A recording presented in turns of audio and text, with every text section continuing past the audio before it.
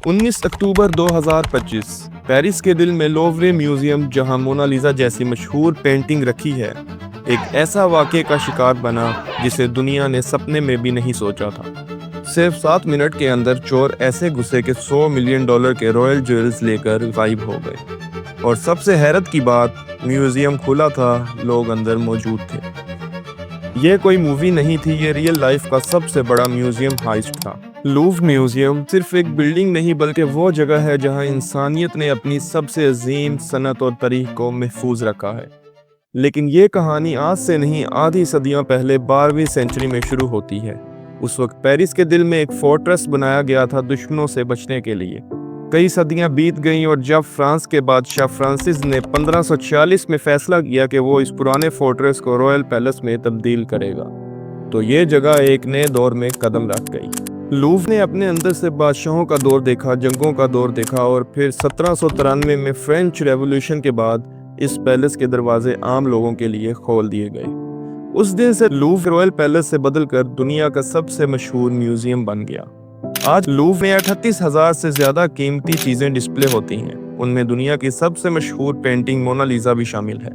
हर साल तकरीबन 9 मिलियन लोग यहाँ आते हैं और हर विजिटर का दिल इसकी खूबसूरती और इसके सीक्रेट कॉरिडोर्स को देखकर हैरान रह जाता है। सिक्योरिटी के मामले में भी लूव्र किसी फोर्ट्रेस से कम नहीं। हर गैलरी में डजन्स ऑफ कैमरास लगे हुए हैं, मोशन डिटेक्टर्स और ट्रेन्ड गार्ड्स हमेशा एक्टिव रहते हैं। लेकिन जैसे कि एक्सपर्ट्स का कहना है, जब एक म्यूजियम इतना बड़ा हो जाए तो हर कोना कवर करना मुश्किल हो जाता है। इंटरेस्टिंग बात यह है कि ये पहली दफा नहीं कि लूव्र म्यूजियम को चोरी का सामना करना पड़ा। 1911 में मोनालिसा चोरी हो गई थी और पूरी दुनिया ने उस वक्त पहली दफा लूव्र का नाम सुना। पेंटिंग 2 साल बाद वापस मिली थी, लेकिन तब तक लूव्र म्यूजियम का नाम दुनिया के हर अखबार में छप चुका था। 2025 में फ्रांस के प्रेसिडेंट इमैनुअल मैक्रोन ने खुद कहा कि लूव्र का एक नया रेनोवेशन प्रोजेक्ट स्टार्ट किया जा रहा है ताकि सिक्योरिटी और विजिटर कैपेसिटी दोनों को अपग्रेड किया जा सके। लेकिन देखिए, रेनोवेशन से पहले ही एक ऐसा वाकया हुआ जो इस म्यूजियम की इमेज हमेशा के लिए बदल गया। सुबह 9:30 पेरिस के लूव्र म्यूजियम के बाहर एक वाइट बास्केट लिफ्ट व्हीकल आकर रुकती है। किसी को शक भी नहीं होता, लोग समझते हैं कि शायद मेंटेनेंस चल रहा है।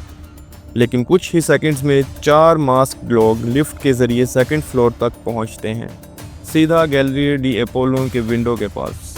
यही वो गैलरी है जहां फ्रांस के रॉयल क्राउन ज्वेल्स डिस्प्ले होते हैं, इंक्लूडिंग एम्ब्रेस यूजिनी का क्राउन जो 19th सेंचुरी में नेपोलियन III की वाइफ का था। उन चोरों ने पावर टूल से विंडो कट की और सिर्फ 7 मिनट के अंदर अंदर डिस्प्ले ग्लास तोड़ दिया। म्यूजियम के अंदर अलार्म बजने से पहले ही उन्होंने 8 कीमती आइटम्स अपने बैग में डाल लिए, including emerald necklaces, diamond studied crowns और गोल्डन ऑर्नामेंट्स, जिनका हिस्टोरिकल वैल्यू इमेजरेबल कहा गया है।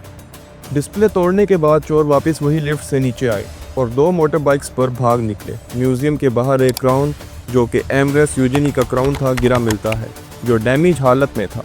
इसका मतलब उनका एस्केप भी इतना स्मूथ नहीं था, लेकिन फिर भी पुलिस उन तक नहीं पहुंच पाई। फ्रांस की पुलिस ने पूरा पेरिस लॉकडाउन कर दिया, लेकिन 7 मिनट के ऑपरेशन के बाद वो लोग हवा हो गए। लूव्र म्यूजियम को तुरंत बंद कर दिया गया। फ्रेंच प्रेसिडेंट इमैनुअल मैक्रोन ने कहा, ये हमारे विरासत पर हमला है और हम चोरों को चैन से नहीं रहने देंगे। प्रोसिक्यूटर के मुताबिक टोटल डैमेज 88 मिलियन यूरोज, लगभग $102 मिलियन का हुआ, लेकिन कल्चरल लॉस उससे भी ज़्यादा है। म्यूजियम चीफ ने कन्फेस किया कि गैलरी जहां ज्वेल्स रखे थे वहां CCTV कवरेज इनकम्प्लीट थी। कुछ कैमराज मेंटेनेंस मोड में थे और सिक्योरिटी स्टाफ शॉर्टेज की वजह से कोई अलर्ट टाइमली ट्रिगर नहीं हुआ। इन्वेस्टिगेटर्स ने कहा ये इनसाइड जॉब लगती है, क्योंकि बिना इंटरनल एक्सेस के कोई भी इतनी सिक्योरिटी को बाईपास नहीं कर सकता। पुलिस ने कुछ स्टाफ मेंबर्स को क्वेश्चन किया, लेकिन अब तक कोई कंफर्म सस्पेक्ट नहीं मिला। DNA सैंपल्स उन टूल से कलेक्ट किए गए जो म्यूजियम के बाहर मिले, लेकिन अब तक रिजल्ट्स पब्लिक नहीं किए गए। एक्सपर्ट्स का कहना है कि ये ज्वेल्स किसी ब्लैक मार्केट में प्योर फॉर्म में बेचना मुश्किल है।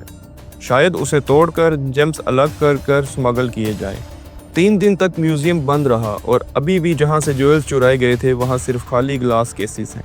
वो जगह अब एक सिंबल बन चुकी है कि दुनिया का सबसे फेमस म्यूजियम भी परफेक्टली सिक्योर नहीं। 7 मिनट में 700 साल की हिस्ट्री को हिला दिया और दुनिया भर के लोग एक ही सवाल पूछ रहे हैं, कौन था जिसने पेरिस के दिल से फ्रांस का ताज चुरा लिया?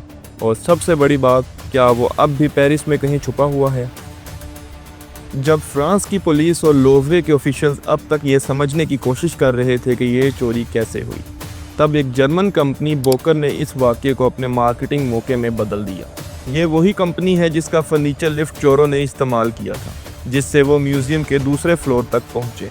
इंसिडेंट के बाद बोकर ने इंस्टाग्राम पर एक चीकी पोस्ट की, लिखा था, the next time you need things to move quickly, the Boker Agilo transports your treasures at 42 metres per minute. Company के ओनर ने CNN को बताया कि उन्हें शौक हुआ था जब पता चला कि उनका लिफ्ट मिसयूज़ हुआ है, लेकिन जब ये कंफर्म हुआ कि किसी को चोट नहीं लगी तो उन्होंने कहा, फिर हमने थोड़ा मजाक में ब्लैक ह्यूमर का यूज़ किया। पोस्ट वायरल हो गई और लोगों ने मिक्स्ड रिएक्शंस दिए। कुछ ने कहा कि ये बोल्ड मार्केटिंग है और कुछ ने कहा कि ये लोवरे ट्रेजेडी का मजाक है। लेकिन एक बात क्लियर थी, चोरी ने सिर्फ म्यूज़ियम को नहीं बल्कि एक जर्मन कंपनी को भी अनएक्सपेक्टेड फेम दे दी।